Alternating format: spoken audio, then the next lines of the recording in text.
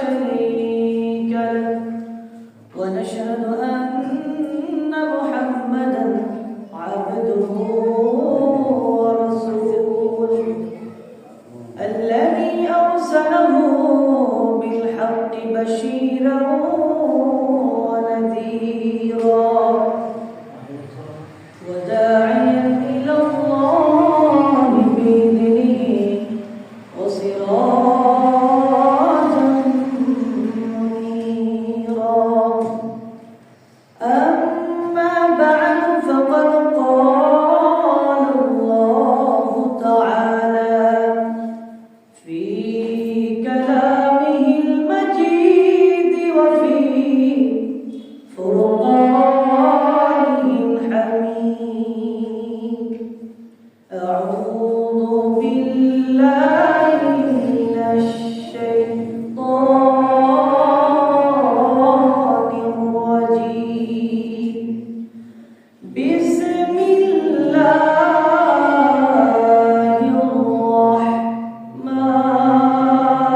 الرحمن الرحيم ما آتاكم الرسول فخذوه وما نهاكم عنه فانتهوا صدق الله مولانا العظيم قال رسول الله صلى الله عليه وسلم إذا دخلت بيتا فسلموا على أهله وإذا خرجتم فأودعوا على أهله بسلام رواه البخاري إن الله وملائكته يصلون على النبي يا أيها الذين آمنوا صلوا عليه وسلموا تسليما اللهم صل على سيدنا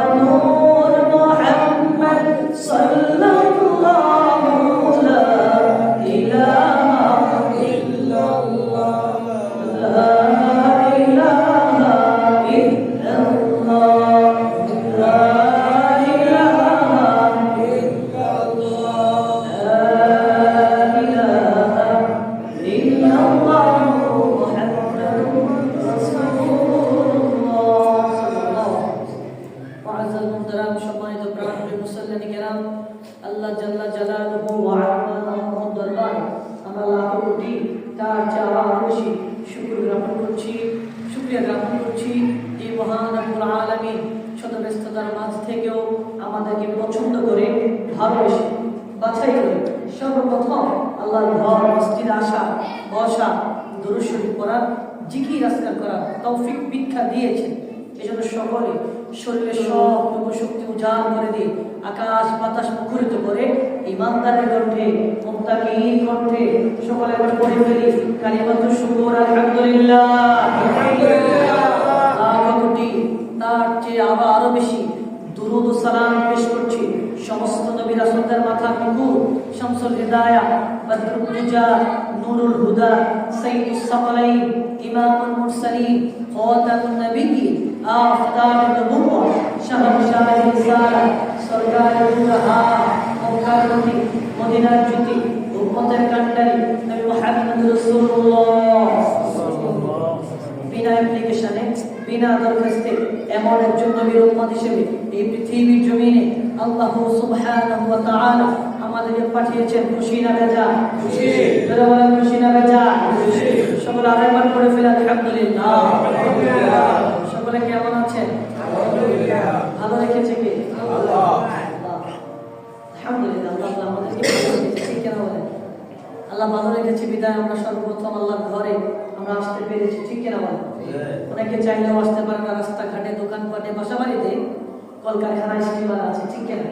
সবার মতো মসজিদে যেতে চাইলেও তারা পারে না, ঠিক কেনা? আবার কেউ আল্লাহর কাছে বলে আল্লাহ সর্বপ্রথম আমাকে মসজিদে যাওয়ার তৌফিক দান করেন, দেখেন আল্লাহ সে বলতে দিলে আল্লাহ কিন্তু তার এই কথা কবুল করে নেয়, ঠিক কেনা বলেন? এই জন্য ভালো কাজের প্রতিযোগিতা থাকার দরকার আছে না নাই? আছে না নাই? ভালো কাজের প্রতিযোগিতা থাকবে। কি থাকবে? প্রতিযোগিতা, হিংসা নয়, প্রতিযোগিতা থাকবে, ঠিক কিনা বলে? যে কোনো ভালো কাজ, উত্তম কাজে মাহফিলে যাবেন, মসজিদে যাবেন, ভালো কাজে রওনা দিবেন আপনি, যে কোনো কাজে প্রতিযোগিতা থাকবে আমাদের মাঝে, ঠিক কিনা? মুমিনদের মাঝে ভালো কাজের প্রতিযোগিতা থাকবে, খারাপ কাজে নয়, ঠিক কিনা? আপনি বলবেন ওই ব্যক্তির দোষটা লাগবে, আমার নাই কেন? এই চিন্তা করলে হবে? ভালো কাজ এটা তো ভালো কাজ না। আপনি বলবেন ওই ব্যক্তি নামাজ পড়ে 5 ওয়াক্ত মসজিদে গিয়ে আমি কেন পারবো না, ঠিক কি না? এটা ভালো কাজ।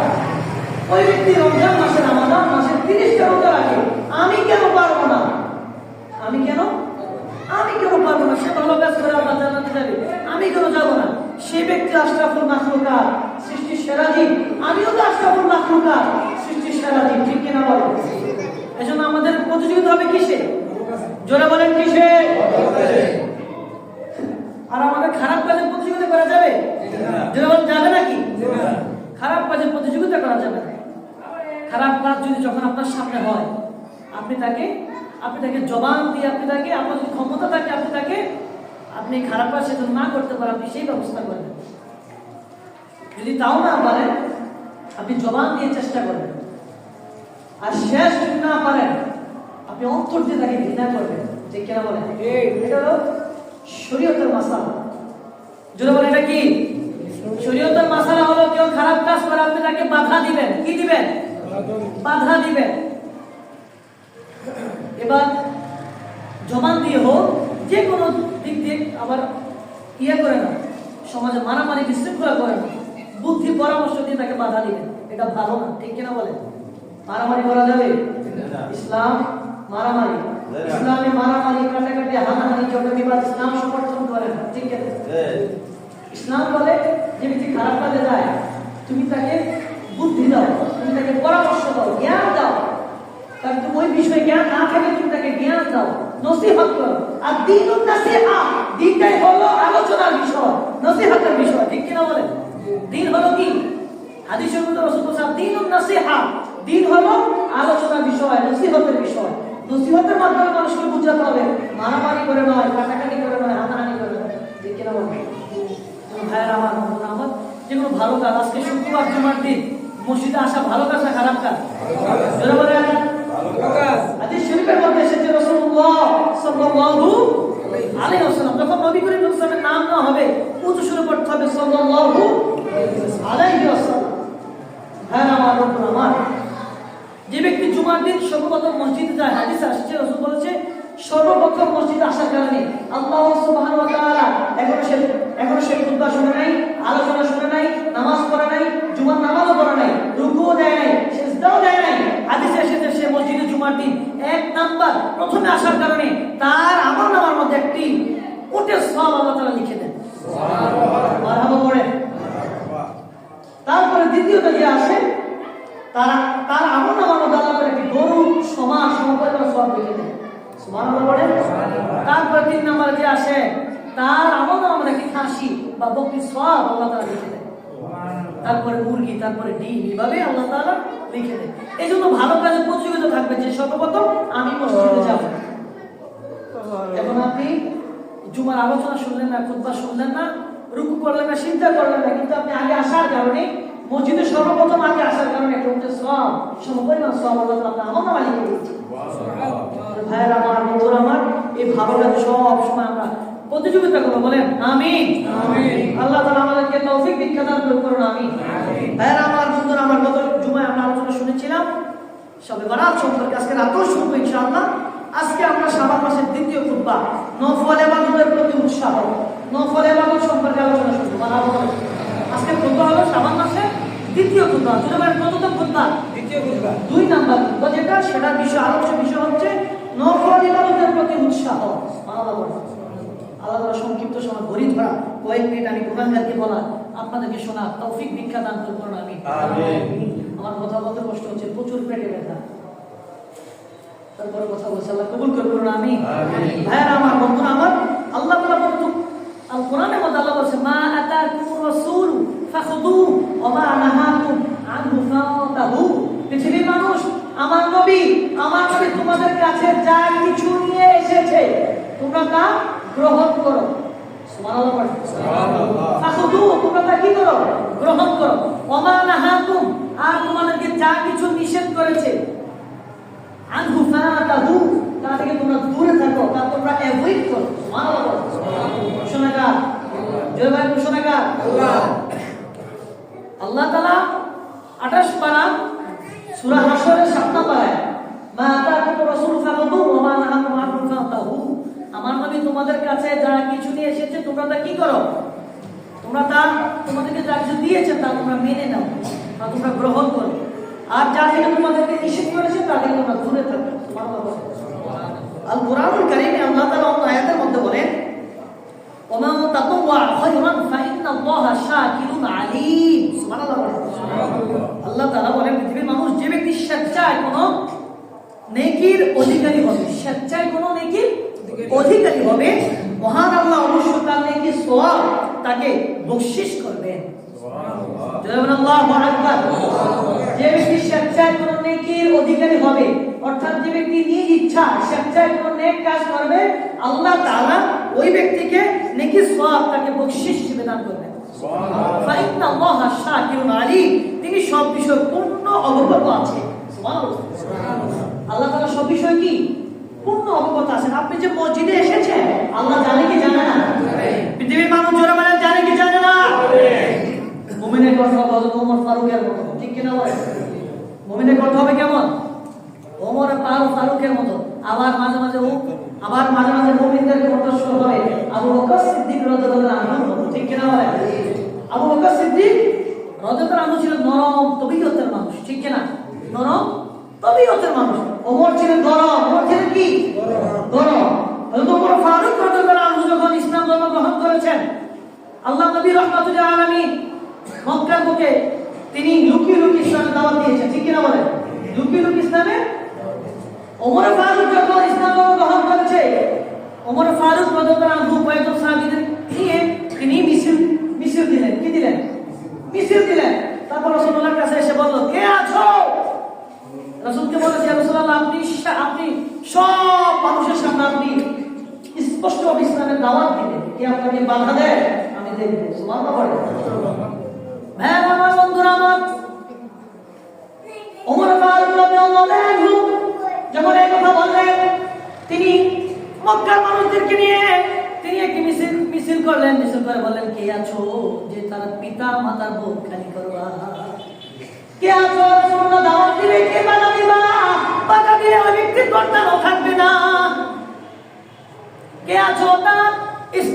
সন্তানদেরকে তোমরা, স্ত্রী সন্তানদেরকে তোমরা রেখে চলে যাবা, কে আছো বাধা দিবা। মক্কার কাফেররা থরথর করে কাঁপতে শুরু করলো যখন ওমর ফারুক রাদিয়াল্লাহু তাআলা এই ঘোষণা দিয়েছেন। সুবহানাল্লাহ। এইজন্য ভাইরা আমার, বন্ধুরা আমার, এইজন্য মাঝে মাঝে আমাদের ওমর ফারুকের চরিত্র ধারণ করতে হবে, ঠিক কিনা? আবার মাঝে মাঝে রাসূলুল্লাহ সাহাবী আবু বকর সিদ্দিক রাদিয়াল্লাহু তাআলা স্বভাব আমাদের ধরতে হবে, ঠিক কিনা বলে? মাঝে মাঝে করো, মাঝে মাঝে আবার কি না, ঠিক কিনা বলে? আমার বন্ধুরা আমার, যে কথা বলতেছিলাম, আল্লাহ তাআলা বলে যে ব্যক্তি স্বেচ্ছায় কোনো নেকির অধিকারী হবে, যে ব্যক্তি স্বেচ্ছায় কোনো নেকির কাজ করবে, আল্লাহ তাআলা বলে মহান আল্লাহ অবশ্যই তার নেকির সওয়াবটাকে বকশিশ করবে। ফাইনাল্লাহা শাকিরুল আলিম, আল্লাহ তাআলা পূর্ণ সব বিষয়ে অবগত। সুবহানাল্লাহ। আল্লাহ সব জানে আপনি কোথায় আছেন, কোথায় যাচ্ছেন, কি দিয়ে খাচ্ছেন, কি পোশাক পরিধান করেছেন, আপনি কোন জায়গায় আছেন, ভালো কাজে গেছেন না খারাপ কাজে গিয়েছেন, ভালো কাজে সহযোগিতা করেছেন না খারাপ কাজে সহযোগিতা করেছেন, আল্লাহ সব দেখে কি দেখে না? আল্লাহ বলে ফামাইয়া আমাল মিথকাল দাররাতিন খায়রান ইয়ারা ওয়া মাইয়া আমাল মিথকাল দাররাতিন শাররান ইয়ারা। যে ব্যক্তি ভালো কাজ করবে, যে ব্যক্তি বিন্দু পরিমাণ জানা পরিমাণ ভালো কাজ করবে, তার হাসরে কিয়ামতের দিন আল্লাহ রাব্বুল আলামিন ওই ভালো কাজটা তাকে দেখাবে। আর যে ব্যক্তি খারাপ কাজ করবে, খারাপ কাজ করবে, বিন্দু পরিমাণ খারাপ কাজ করবে, আল্লাহ রাব্বুল আলামিন ওই ব্যক্তিকে তার হাসরে কিয়ামতে বিন্দু পরিমাণ জানা পরিমাণ খারাপ কাজটাও তাকে দেখাবে। আল্লাহর এই ক্ষমতা আছে কি? এভাবে আছে কি না? আছে, পাওয়ার আছে, ঠিক কিনা বলে? এজন্য ভাইরা আমার, আজকের খুতবার আলোচ্য বিষয় হচ্ছে নফল ইবাদতের প্রতি উৎসাহ। নফল ইবাদত করার দরকার আছে না নাই? জোরে বলেন আছে না নাই?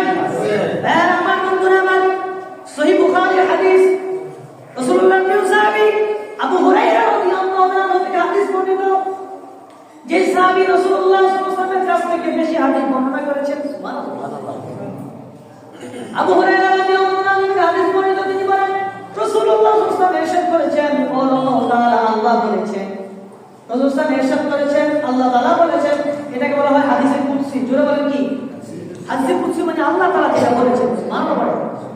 قال الله تعالى إن الله تعالى قال من عاد لي وليا فقد آذنته بالحرب। জোরে বলেন সুবহানাল্লাহ। আল্লাহ বলেছে, ব্যক্তি আমার বন্ধুদের সাথে, আমার বন্ধুর সাথে শত্রুতা পোষণ, যে ব্যক্তি আমার বন্ধুর সাথে শত্রুতা পোষণ করে, আমি তার সাথে যুদ্ধ ঘোষণা করি। আল্লাহু আকবার। মুমিন, মুত্তাকি, পীর আউলিয়া যারা রয়েছে, হক্কানি পীর আউলিয়া, পীর মাশায়েখ, হক্কানি মুমিন মুত্তাকি যারা রয়েছে, তাদের সাথে শত্রুতা পোষণ করা যাবে না। কি করা যাবে না? যদি আপনি একজন মুমিনের সাথে একজন পীর আউলিয়া, পীর মাশায়েখের সাথে আপনি শত্রুতা করে, তার জন্য গুসা লালন করে, শত্রুতা পোষণ করে, সে আপনার আকীদার বাইরেও হতে পারে, কিন্তু সে হক্কানি, তার কাজ কর্মে আচার ব্যবহার এগুলো নয়, সে হক্কানি মুমিন, হক্কানি পীর আউলিয়া, পীর মাশায়েখ। যদি আপনি তার সাথে শত্রুতা পোষণ করেন, আল্লাহ তাআলা বলে আমি তার সাথে যুদ্ধ ঘোষণা করি। আল্লাহ যদি কোনো মানুষের সাথে যুদ্ধ ঘোষণা করে, তার কোনো উপায় আছে নাকি? আছে নাকি? তারপরে শুনে রাসূলুল্লাহ কি বলে, ওমা তাকাররাবা ইলাইয়া আবদি, ওমা তাকাররাবা ইলাইয়া আবদি বিশাইইন আহাবা ইলাইয়া মিম্মা আফতারাতু আলাইহি। যে ব্যক্তি ফরজ ইবাদতের, যে ব্যক্তি ফরজ, আমার যে বান্দা ইবাদত দ্বারা আমার নৈকট্য লাভ করে, আল্লাহ তাআলা হাদিসে কুদসির মধ্যে বলেন, আমার যে বান্দা ইবাদতের মাধ্যমে আমার নৈকট্য লাভ করে, কি লাভ করে? আমার নৈকট্য লাভ করে, ভালোবাসা লাভ করে, প্রেম ভালোবাসা লাভ করতে পারে ইবাদতের মাধ্যমে। আল্লাহ তাআলা বলে সেগুলোর মধ্যে, ফরজ ইবাদতগুলোর মধ্যে সবচেয়ে আমার নিকট অধিক প্রিয় অন্য কোনো ইবাদত নাই। সুবহানাল্লাহ। অর্থাৎ ফরজ ইবাদতের চাইতে আল্লাহর কাছে প্রিয় অধিক অন্য কোনো ইবাদত নাই। সুবহানাল্লাহ। তাহলে বোঝা যায় ফরজ ইবাদতের মাধ্যমে আল্লাহ নৈকট্য লাভ করা যায়, ঠিক কি না বলেন? ফরজ ইবাদতের মাধ্যমে আল্লাহ নৈকট্য, ভালোবাসা লাভ করা যায়। সুবহানাল্লাহ। তারপরে হাদিসের মধ্যে রাসূলুল্লাহ বলেন, ওমা ইয়াতাকাররাবু আবদি ইলাইয়া বিন নওয়াফিল, আমার নফল ইবাদতের মাধ্যমেও আমি আল্লাহ তাআলা নৈকট্য, ভালোবাসা লাভ করা যায়। আল্লাহু আকবার।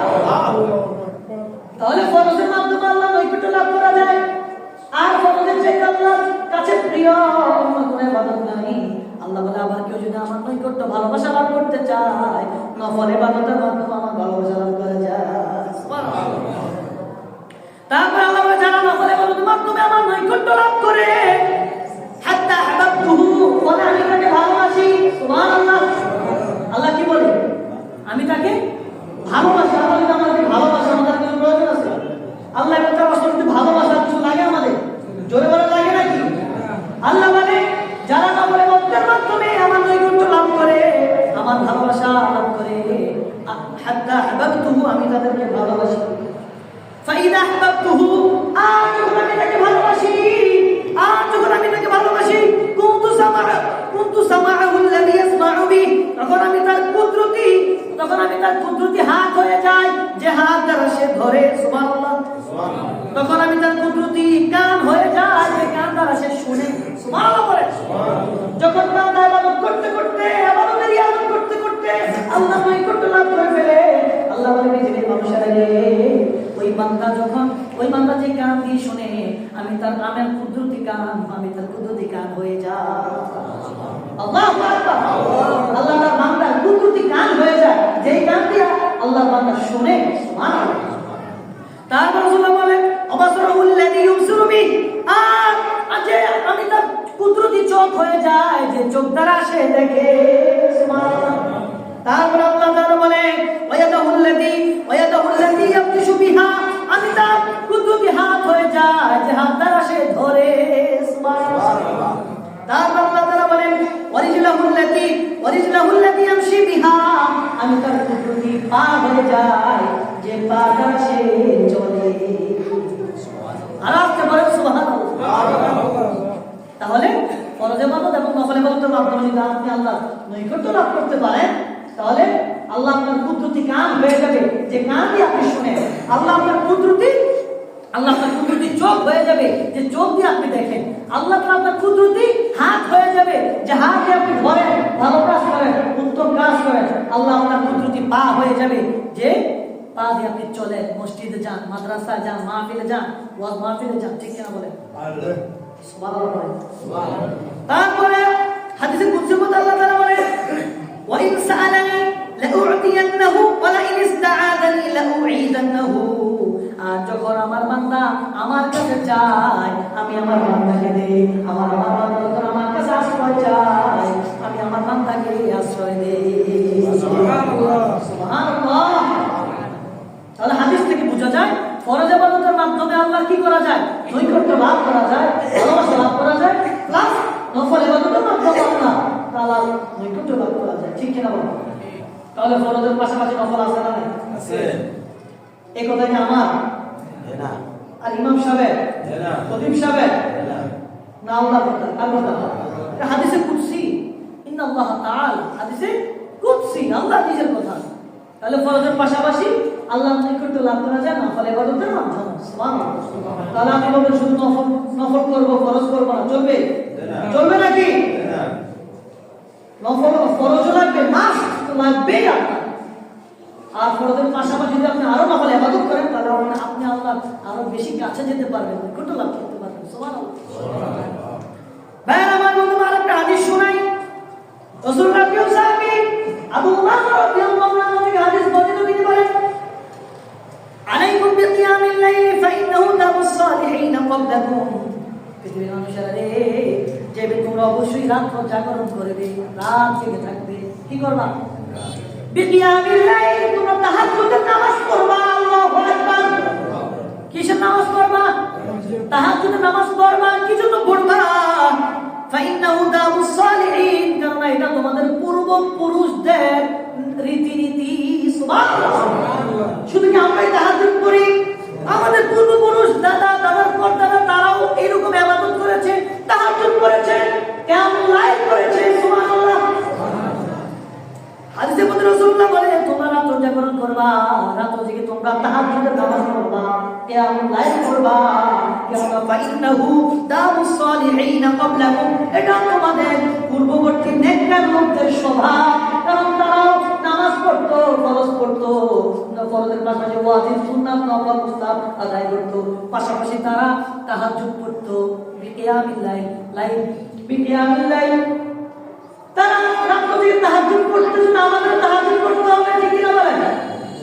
আপনি যদি চিন্তা করেন শুধু আমরাই শুধু মানে এরকম ফরজ ওয়াজিব সুন্নাত নফল মুস্তাহাব শুধু আমরাই মনে হয় এগুলো আদায় করি, আমাদের পূর্বপুরুষরা মূর্খ ছিল, তারা পড়াশোনা করে নাই, স্কুলে যায় নাই, মাদ্রাসা যায় নাই, বিশ্ববিদ্যালয়ে যায় নাই, তারা মনে হয় এগুলো জানে না। নাউজুবিল্লাহ বলেন। আমরা কি জানি? তারা আরো বেশি জানতো। জোরে বলেন, তারা কি জানতো? তারা আরো বেশি জানতো। আমাদের তো ইমানের দুর্বলতা রয়েছে, তাদের ইমানের কোনো দুর্বলতা নাই, ঠিক কি না বলেন? তাদের ইমানের কোনো কি নাই? তাদের ইমানের কোনো ফাঁকা ছিল না, ক্ষুদ্র ছিল না, ইমান ছিল তাদের মজবুত। আল্লাহু আকবার। এজন্য তারা দেখবেন জিন্দা ওলি ছিল তারা, ঠিক কি না বলেন? তারা জিন্দা ওলি ছিল তারা। তারা ফরজ ওয়াজিব সুন্নাত মুস্তাহাব তারা এগুলোর পাশাপাশি তারা এগুলো আদায় করতো, ঠিক কি না বলেন? আমরা দেখেন ফজর পড়লে জোহরে আমরা নাই, জোহর পড়লে আমরা আসরে নাই, আসর পড়লে মাগরিবে নাই। মাগরিব আমাদের রাস্তাঘাটে দোকানপাটে চা খানি, মাগরিব শেষ। এশা কোনোরকম এশা গেল, ঠান্ডা একটু কমছে না? মোটামুটি ঠান্ডা একটু কমছে না? ঠান্ডা তো হইলে মাগরিবের পর এশা অল্প কিছু করে খাবার খেয়ে ঘুম। বিশাল রাত্র, বিশাল শীতকালীন তো বিশাল রাত্র, ঠিক কিনা বলেন? ফজর যদি 6টায় হয়, আপনি যদি এশা পরেও ঘুমান, আর এশা জামা হয় কটা? 7:30। এখন সেটা আজকে 2 দিন হবে, আপনি 7:45 জামা দিয়েছেন, ঠিক কিনা? এর আগে তো আমরা পড়েছি কটা? 7:30 এশা। 7:30 এশা পড়লে ধরেন আগে পর্যন্ত আপনার নামাজের সময় 7:30 যদি ইমাম সাহেব যদি আর এশা নামাজে দাঁড়ায়, আপনি ফরজ ওয়াজিবা কি বলে ভিতর সুন্নাত পড়তে পড়তে 8টা বাজে, আধা ঘন্টা সময়। 8টা বাজে বাসা যান, খাবার খান, খাবার যদি আপনি ঘুমান 9টা 10টা 11টা 12টা 1টা 2টা 3টা 4টা 5টা 6টা যদি ফজরের জামাত হয়, আপনি যদি 5:30 আপনি উঠেন, 8.5 ঘন্টা প্রায়, কম বেশি হতে পারে সময়, 8.5 ঘন্টা প্রায়। এই তো সময় ঘুমানোর পরও ফজর মিস যাবে কেন? আপনার কষ্ট করেন নিজেকে, নিজেকে কি করবেন? প্রশ্ন করে। এত লম্বা সময় আমি ঘুমালাম, 8.5 ঘন্টা বা 9 ঘন্টা, এত সময় ঘুমানোর পর আমার ফজরটা কাজা যাবে কেন? ভাই নিজের বিবেকের কাছে প্রশ্ন রাখেন, বিবেকের কাছে, অন্য কাউকে না। যে ব্যক্তি ফরজ ছেড়ে দেয়, আমরা যারা ফরজ ছেড়ে দেই, নফল তো কিছুই না, ঠিক কিনা বলে? যারা ফরজ ছেড়ে দেয় তো নফল আর ইবাদত করবো কিভাবে আমরা, ঠিক কিনা বলে? এই জন্য ভাইরা আমার, বন্ধুরা আমার, সময় থাকতে, শরীরে শক্তি থাকতে নামাজ পড়েন আপনারা, সুবহানাল্লাহ পড়েন। যুবক বয়সে একটি সেজদা পূর্ববর্তী নবীগণের সেজদা, নবুয়তের সেজদা সমান, সুবহানাল্লাহ পড়েন। বিশ্ববিখ্যাত ইমাম আবু বকর বাইহাকি রাহমাতুল্লাহি আলাইহি সুনান কুবরা দ্বিতীয় খণ্ডের বর্ণনা অনুযায়ী আল্লাহ তাআলা পৃথিবীর জমিনে যত নবী রাসূল পাঠিয়েছেন, সবাই বলে আল্লাহ আমাদেরকে নবুয়তি দিন না, নবুয়তি আমরা চাই না, নবীয়তি আমরা চাই না, নবীগিরি আমরা চাই না, রাসূলগিরি আমরা চাই না, আমাদেরকে আপনি সর্ব আখিরুল আম্বিয়া নবীকুলের শিরোমণি নবী মুহাম্মদ রাসূলুল্লাহ সাল্লাল্লাহু আলাইহি ওয়াসাল্লামের উম্মত হিসেবে কবুল করে। আল্লাহু আকবার। আমার আপনার মর্যাদা কোথায় আছে নাকি? পূর্ববর্তী নবী করে নবীরা বলতে আল্লাহ আমাদেরকে, আমাদের নবুয়তি দরকার নাই, রিসালাতের দরকার নাই, আমাদেরকে আখিরুল আম্বিয়া নবীকুলের শিরোমণি নবী মুহাম্মদ রাসূলুল্লাহ সাল্লাল্লাহু ওনার ওই রাসূলুল্লাহ সর্বশ্রেষ্ঠ নবীর উম্মত হিসেবে আমাদেরকে পাঠান। বুঝেন আমাদের কি পাওয়ার, কি ক্ষমতা, কি